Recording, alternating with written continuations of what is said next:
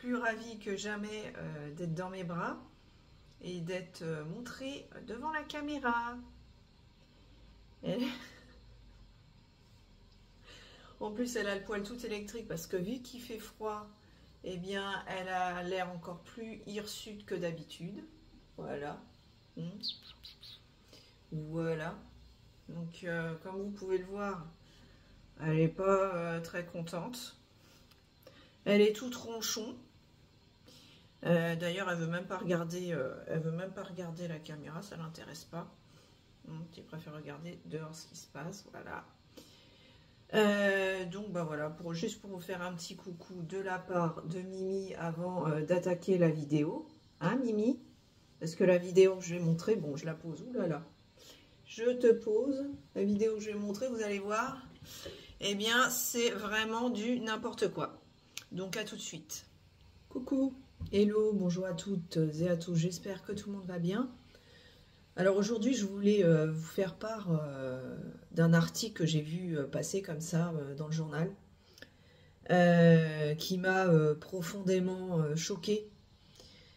Il s'agit de Nordal Lelandais. Donc Nordal Lelandais, hein, qui purge actuellement une peine de prison hein, pour le meurtre notamment de la petite Maëlys. Et donc j'ai appris comme ça qu'il était devenu papa. Ah ouais. Il est devenu papa, Nordal Lelandais, en prison, alors qu'il est incarcéré. Je trouve ça aberrant.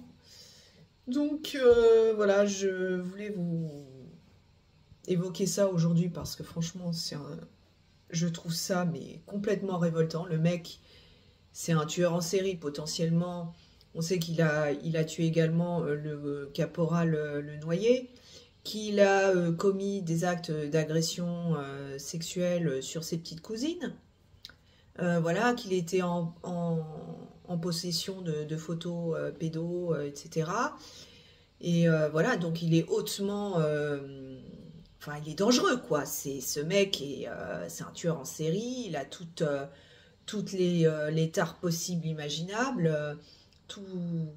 Enfin, il est complètement désaxé, etc. Et on autorise ce type, cet individu, à avoir des relations S en prison. C'est lamentable. Franchement, il faut le voir pour le croire. Moi, je pensais naïvement, en fait, que... parce que là, dans l'article, on parle d'unité de vie familiale. En fait, ce sont des espaces fermés, comme des petits appartements, qui sont mis à disposition des détenus en prison, pour qu'ils puissent voir leur famille, donc leurs enfants ou leurs compagnes, selon, pour qu'ils puissent passer du temps avec. Donc, ça préserve l'intimité de la famille et l'intimité plus intime, hein, au sein d'une structure fermée pendant une durée, je ne sais pas, de 24 ou 48 heures.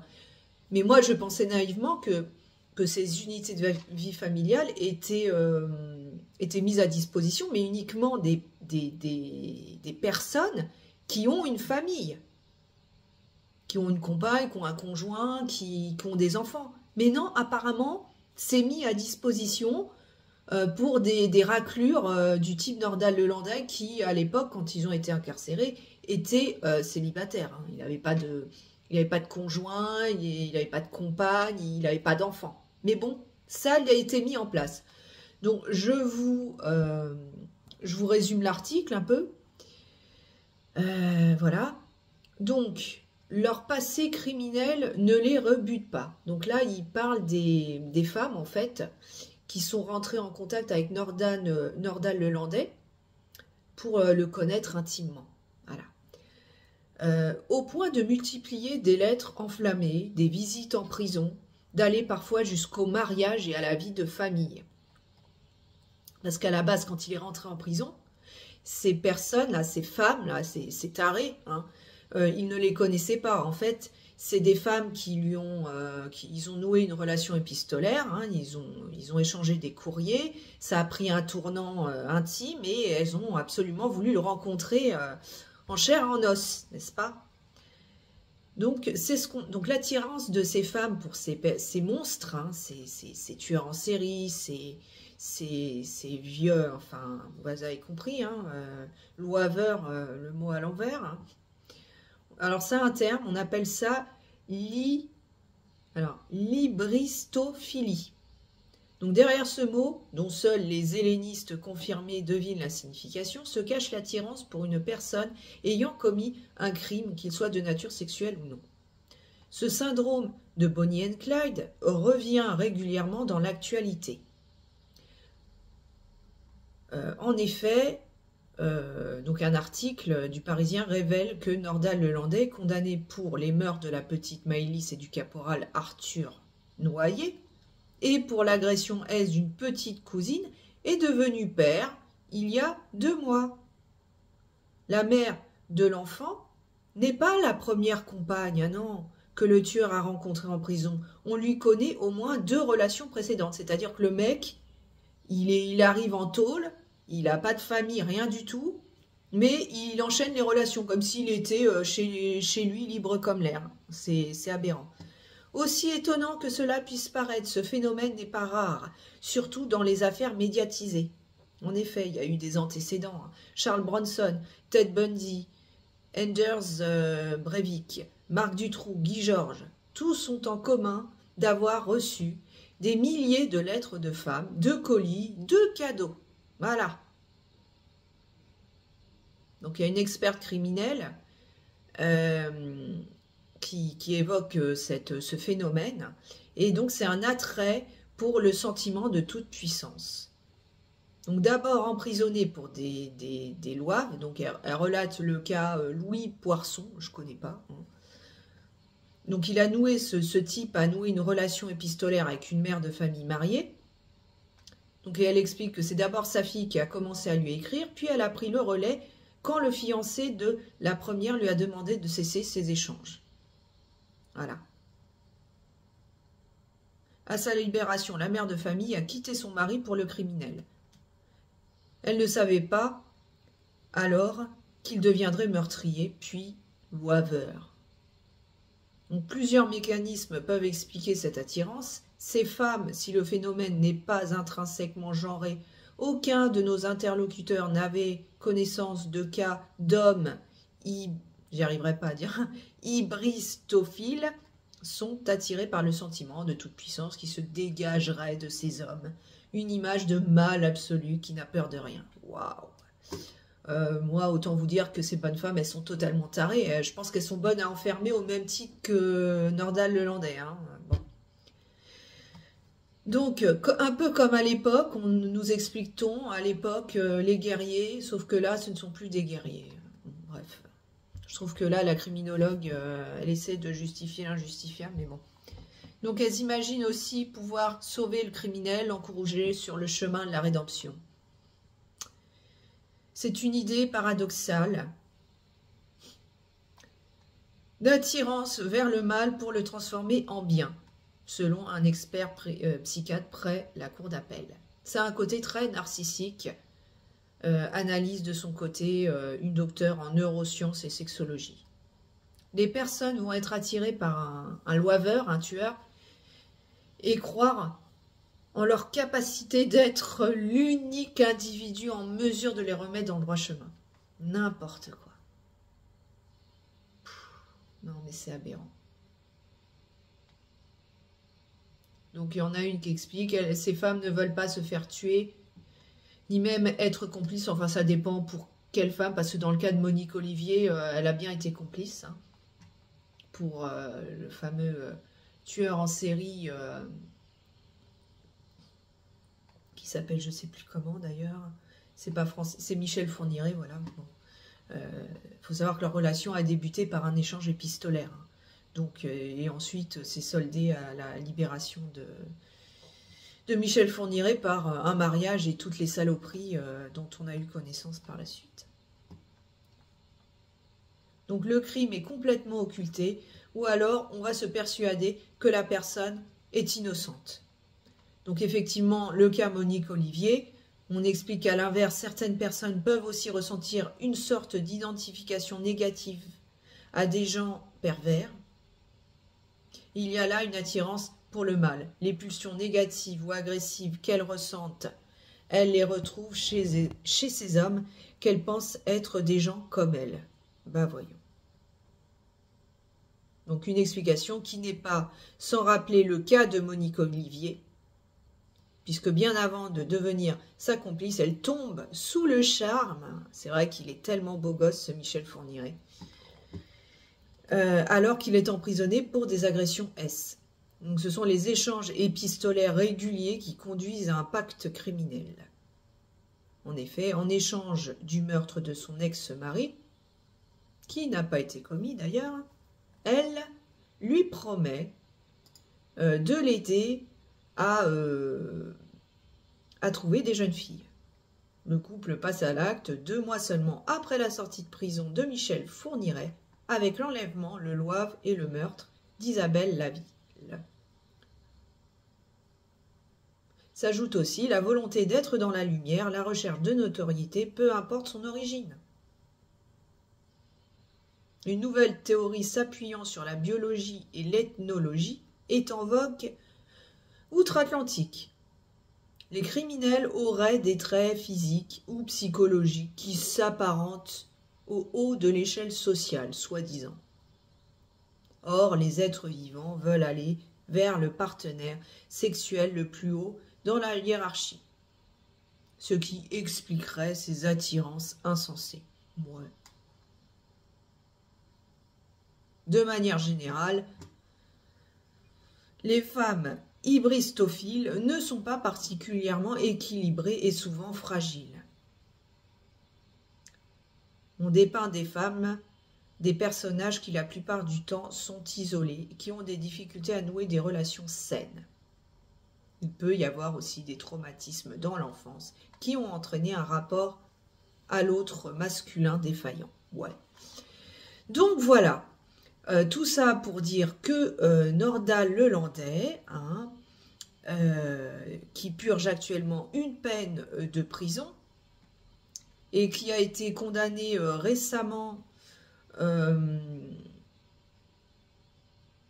pour avoir agressé S, une de ses petites cousines, eh bien, a des relations S en prison. On lui fournit en fait la chair fraîche, et on met à sa disposition, finalement, la prison est vraiment...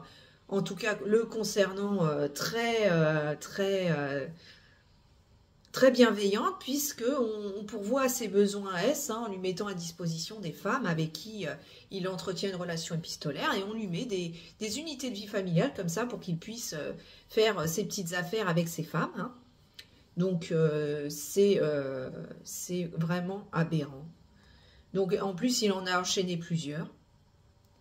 Donc voilà, ce type bénéficie de tout ce qu'il faut, logé, nourri, blanchi, et on pourvoit à ses besoins S quand même. Et d'ailleurs, il aurait même eu une relation S carrément dans un parloir, puisqu'on nous explique que les surveillants étant sous-effectifs, ils n'auraient pas surveillé à ce moment-là Nordal, et la bonne femme qui lui rendait visite, et qu'il en aurait profité pour faire voilà, ce qu'il avait à faire avec cette créature. Et donc, voilà, il a enchaîné les conquêtes. Il y a une bonne femme qui lui a apporté des cadeaux, d'ailleurs. Elle lui a apporté du rhum, elle lui a apporté un peu de drogue, des petits cadeaux, voilà, son petit amoureux. Et puis, finalement, elle a rompu la relation parce qu'elle trouvait qu'il avait un comportement sexuel un peu bizarre. Ah bon? Oh! Et donc, une de ces bonnes femmes, une de ses conquêtes, est tombée enceinte de lui, et donc a accouché il y a 2 mois de ça. Et donc, il est devenu papa. Oh! Alors moi, personnellement, je ne comprends pas qu'on mette à disposition des unités de vie familiale pour ce genre de type. Je pense que ça devrait être interdit.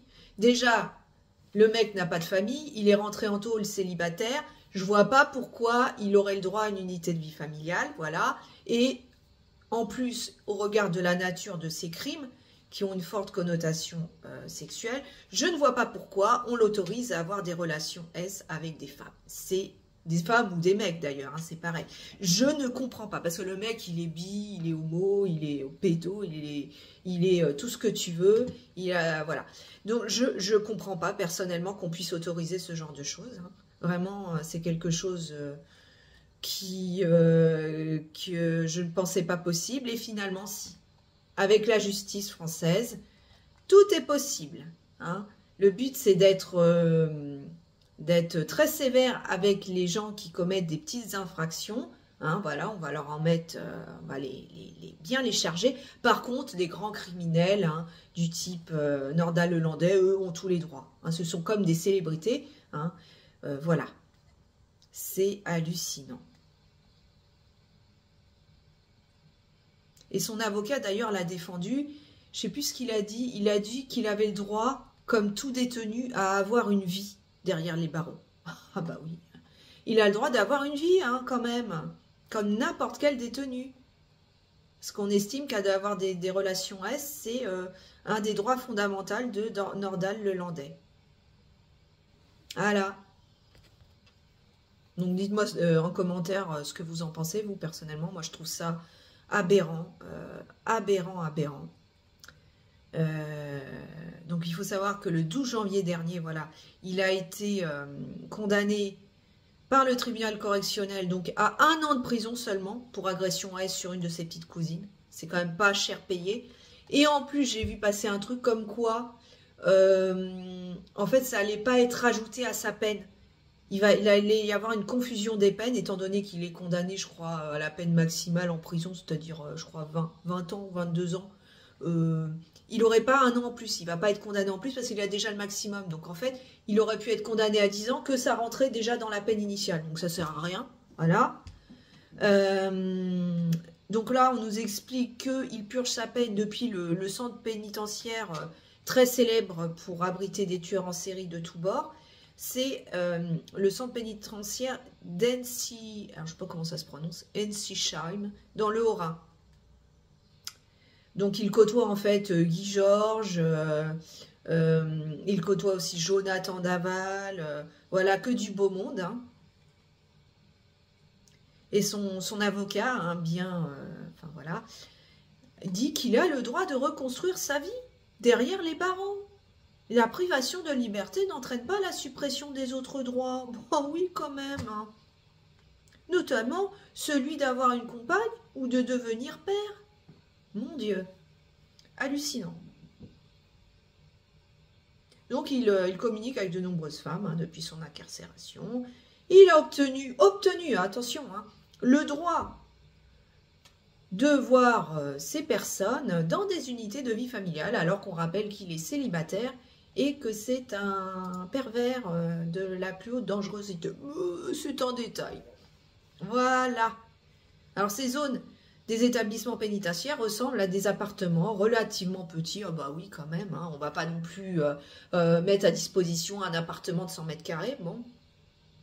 Où les détenus peuvent aller pour une durée maximale de 24 heures avec leurs proches et avoir ainsi de l'intimité. Mon Dieu. C'est lamentable.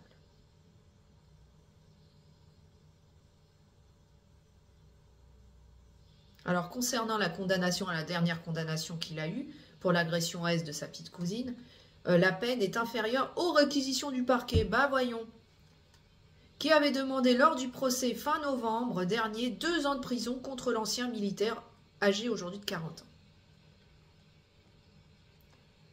Donc la jeune fille aujourd'hui âgée de 21 ans avait expliqué lors du procès que le cousin germain de sa mère, Nordal Lelandais, l'avait agressée en 2017, le jour de l'enterrement de son père à elle. Et sachant qu'on a retrouvé également des supports PORNO, hein, montrant des photos de ses petites cousines à moitié nues, etc. pendant leur sommeil. Enfin, tout va bien. Vraiment, la justice française, bravo. On marche sur la tête, mais c'est pas grave, l'honneur est sauf. Nordal Lelandais peut continuer à avoir une vie tout à fait normale derrière les barreaux, c'est ce qui compte. Hein. Les victimes, les parents des victimes, on n'en a rien à faire, c'est pas le problème, du moment que les droits élémentaires de Nordal Lelandais sont respectés. Eh bien écoutez, je vous laisse me dire ce que vous pensez de cette décision dans la barre des commentaires, à liker, à partager la vidéo si elle vous a intéressé, à vous abonner, c'est très important pour le référencement et ça me motive à continuer à faire des vidéos. Quant à moi, je vous dis à bientôt pour une prochaine affaire. Portez-vous bien, d'ici là, affaire à suivre. Coucou. Je voulais rajouter un petit complément par rapport à la précédente vidéo sur Nordal Lelandais parce que je suis tombée sur un autre article qui est vraiment qui explique un peu dans quelles circonstances il a pu bénéficier des fameuses unités de vie familiale qui là en l'occurrence n'en sont pas. Donc je vous lis le truc, vous allez voir. Donc le meurtrier de la petite Maëlys a-t-il conçu son enfant sur l'un de ses clic-clacs? Pour rappel, comme l'a révélé le Parisien, Nordal Lelandais est devenu père d'un petit garçon, bien qu'il soit derrière les barreaux. La prison où il a été incarcéré, comme je le disais précédemment, c'est la maison centrale d'Ensheim, je ne sais pas comment ça se prononce, dans le Haut-Rhin, qui ne dispose pas d'unité de vie familiale, mais de 4 salons familiaux d'une surface de 14 mètres carrés. C'est sans doute dans l'une de ces pièces que le fils de Nordal Lelandais a été conçu. Pour prétendre à ces salons familiaux, les détenus doivent déposer une demande. C'est pas automatique. Quant aux visiteuses, elles doivent être membres de la famille, non, là c'était pas le cas, ou bien être déjà venues à 3 reprises au parloir dit classique. Donc ça veut dire que les bonnes femmes avec qui il a machiné, elles sont venues au moins 3 fois le voir au parloir, sachant qu'il a quand même été surpris en plein acte lors d'un parloir avec une bonne femme. Mais bon. Les fenêtres barrodées et opacifiées ne s'ouvrent pas. N'importe quoi. Décrit un rapport du contrôleur général des lieux de privation de liberté, venu inspecter l'établissement. Les murs sont peints de couleur claire, le sol est carrelé, le salon est meublé d'un canapé convertible, d'une table ronde, de 4 chaises, d'un réfrigérateur, d'une bouilloire. Le sanitaire attenant comprend un WC, un lavabo et une douche. Bah oui, parce qu'après l'acte, tu comprends, il faut se laver quand même. Bon. Selon le document, l'administration pénitentiaire fournit au couple, attention, hein, un nécessaire d'hygiène. Alors là, vraiment, tout est mis à disposition, mais visiblement, cette fois-là, il n'a pas utilisé la capote. Hein. N'importe quoi. Donc, il est fourni un nécessaire comprenant des draps, des serviettes, un sac poubelle, des préservatifs. Un état des lieux émergé par la personne détenue est établi à l'entrée et à la sortie de chaque visite. On se croirait dans un Airbnb, quoi. C'est hallucinant. Durée maximale de ces moments d'intimité, 3h45. Bah, c'est largement suffisant. Ouais. Et le rapport de préciser, la porte du salon est fermée durant la visite et aucune surveillance ni aucun contrôle n'est effectué. Ok. Voilà. Petite précision, donc je vous laisse juger de tout ça dans la barre des commentaires, me dire ce que vous en pensez. Voilà, n'hésitez pas. Moi, je trouve ça complètement aberrant, mais voilà. N'hésitez pas à me donner votre avis. Voilà, affaire à suivre.